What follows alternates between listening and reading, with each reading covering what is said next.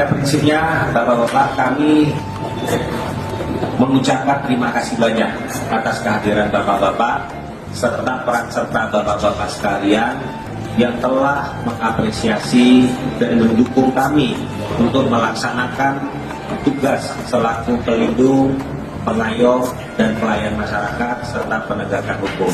Tanpa ada dukungan dari Bapak-Bapak, tokoh-tokoh masyarakat, perangkat-perangkat pemerintahan, kami tidak mungkin bisa bekerja sendiri, Pak.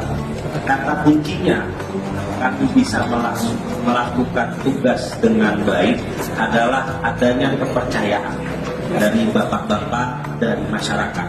Itu modal utama, Pak. Tanpa kepercayaan itu kami akan sulit. Dengan ada kepercayaan, informasi pasti Bapak sampaikan kepada kami. Dengan ada informasi yang menjadi permasalahan di desa atau dimanapun itu, kita bisa cepat masuk dan bisa kita selesaikan sedini mungkin, sehingga masalah itu tidak mencuat atau membesar.